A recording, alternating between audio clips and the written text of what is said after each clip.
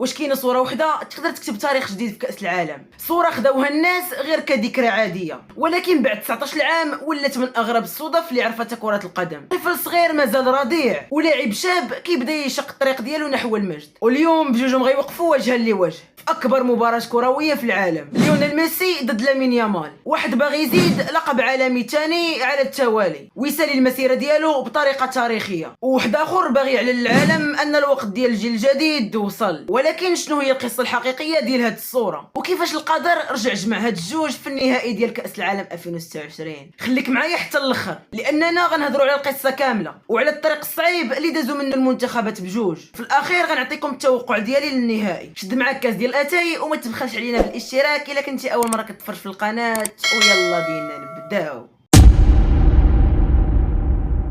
الرجوع للبدايه كيودينا لسنه 2007. ديك الفتره ليونيل ميسي كان عنده 20 عام فقط، وكان مازال كيبني الاسم ديالو مع برشلونه. اما لامين يامال فكان باقي ما كيعرفش حتى شنو هي الكره، حيت كان غير رضيع عنده حوالي 5 اشهر. في واحد المبادره الانسانيه اللي كانت منظمه من طرف اليونيسيف داخل احد المستشفيات، تدار السحب بالقرعه بين مجموعه من العائلات باش الاطفال ديالهم يتصوروا مع لاعبي برشلونه. القرعه وقعت على عائله لامين يامال. المفاجاه ان اللاعب اللي خرج ليهم كان هو ليونيل ميسي. تصور مع الطفل الصغير وحتى شارك في جلسه التصوير وهو كيغسل له داخل بانيو صغير. في ديك اللحظه حتى واحد ما كان كيتصور ان هاد الصوره في المستقبل غتولي حديث العالم كامل. الصوره بقات بعيد على الاضواء مده طويله حتى خرجها والد لامين يامال ونشرها في الحساب ديالو، وكتب عليها جمله بسيطه ولكن المعنى ديالها كبير: بدايه اسطورتين. من داك النهار الناس كاملين بداو كيقولوا واش معقول هاد الطفل يجي واحد النهار ويواجه ميسي؟ والجواب جاب واحد الطريقه اللي حتى واحد ما كان كيتوقعها: نهائي كأس العالم. ولكن قبل ما يوصلوا لهذا الموعد التاريخي خاص كل منتخب يدوز من طريق مليان بالصعوبات. الارجنتين كانت من اكثر المنتخبات اللي تعذبت في هذه البطوله. في ثمن النهائي واجهت منتخب مصر، ومباراه كانت مفتوحه على جميع الاحتمالات. المنتخب المصري صعب المهمه بزاف، ولكن خبره الارجنتين حسمت اللقاء ب3 اهداف مقابل هدفين. وفي ربع النهائي كان الموعد مع سويسرا، مواجهه تكتيكيه استنزفت مجهود اللاعبين حتى الاشواط الاضافيه، ولكن شخصيه الابطال بانت مرة أخرى، وقدرت الأرجنتين تحسم التأهل ب3 أهداف مقابل 1.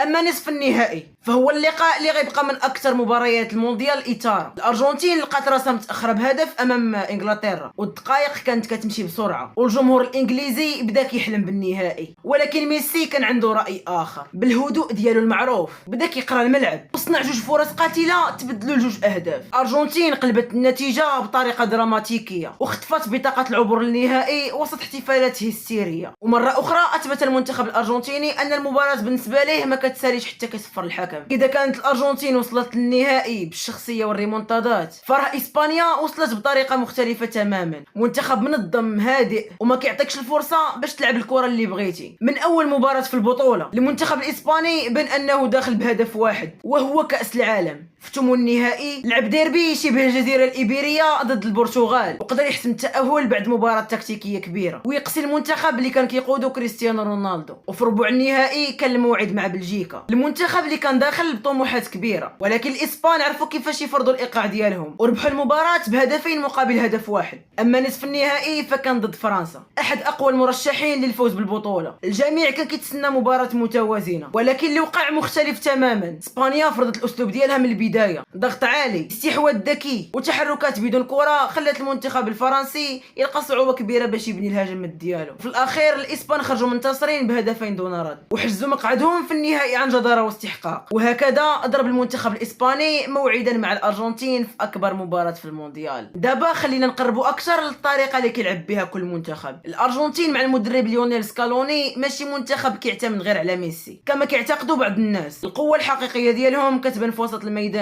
دي بول، ماكاليستر وإنزو فرنانديز كيديروا مجهود بدني كبير وكيغطيو مساحات كثيرة، وهذا الشيء كيخلي ميسي يحتفظ بالطاقة ديالو باش يكون حاسم في الثلث الأخير. الأرجنتين ما كتستعجلش، كتخليك تجري ورا الكرة وكتصبر حتى تلقى المساحة المناسبة، ومن بعد كتضرب بتمريرة وحدة كتقدر تبدل نتيجة المباراة. وأكبر سلاح عندهم هو الشخصية، حتى إذا كانوا خاسرين عمرهم ما كيفقدوا الثقة، وهذا الشيء شفناه أكثر من مرة في هذه البطولة. أما المنتخب الإسباني فراه تبدل بزاف مقارنة بالسنوات اللي فاتت، ما بقاش كيلعب تيكي تاكا فقط باش يحتفظ بالكره. دابا ولا كيمزج بين الاستحواذ والسرعه وكيقلب مباشره مباشره على العمق اول ما كيلقى الفرصه. لامين يامال كيشكل خطر كبير من الجهه اليمنى، والسرعه ديالو كتخلق مشاكل لاي دفاع، وزيد عليها الضغط العالي، بحيث اول ما كيضيعوا الكره يرجعوا كاملين يضغطوا باش يسترجعوها في اقل وقت ممكن. اما الدفاع فهو من اقوى خطوط الدفاع في هذا المونديال، وهذه الصلابه الدفاعيه كانت من اكبر الاسباب اللي خلاتهم يوصلوا للنهائي. واذا كاين لاعب كينظم هذه المنظومه كامله فهو رودري. وجوده في وسط الميدان كيخلي المنتخب الاسباني متوازن سواء في الحاله الهجوميه او الدفاعيه. بصراحه المنتخب الاسباني قدم بطوله كبيره، وكثير من المتابعين كيشوفوا انه من اكثر المنتخبات اللي كيستحقوا يوصلوا للنهائي. دابا وصلنا للسؤال اللي العالم كامل كيسولو: شكون الاقرب يربح كاس العالم؟ الا قارنا المنتخبين غنلقاو كل واحد فيهم عنده نقاط قوه كتخوف اي منافس. اسبانيا داخله للنهائي وهي مرتاحه من الناحيه التكتيكيه، المنتخب ديالها منظم وكيعرف يحتفظ بالكره، كيضغط بسرعه مباشره من بعد ما كيضيعها، والدفاع ديالو كان من بين الافضل في البطوله كامله. المساحات اللي كيعطيها للمنافس قليله بزاف، وهذا الشيء هو اللي خلى حتى المنتخبات الكبيره تلقى صعوبه كبيره باش توصل لمرماهم. ولكن الارجنتين عندها سلاح ما كيتقاسش بالارقام، عندها عقليه الابطال. المنتخب علمنا في هذا المونديال ان المباراه ما كتساليش حتى كيصفر الحكم. ميسي عنده 39 عام، ولكن الذكاء اللي عنده داخل الملعب هو نفس الذكاء اللي وصلوا لهذه المكانه. ما بقاش كيجري بحال قبل، ولكن كيقرا المباراه بطريقه استثنائيه. وفي الجهه الثانيه لامين يامال شاب عمره 19 عام، ولكن الثقه اللي كيلعب بها كتبينو كانه عنده سنوات طويله في الملاعب. ولهذا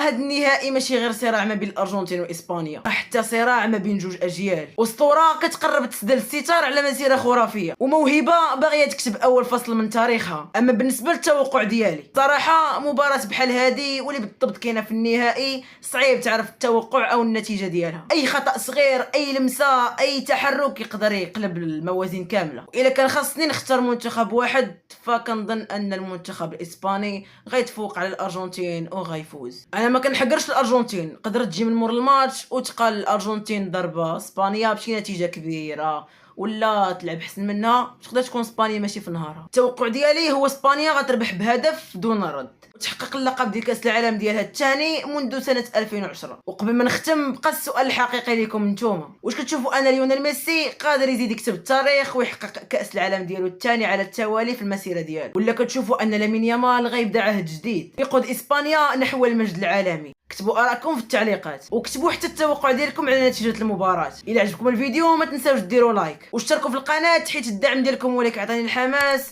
باش نكمل ونعطي محتوى أفضل. تهلاو لي فراسكم، كان معكم يحيى روجيه، نشوفكم في فيديو جاي. تهلاو لي فراسكم.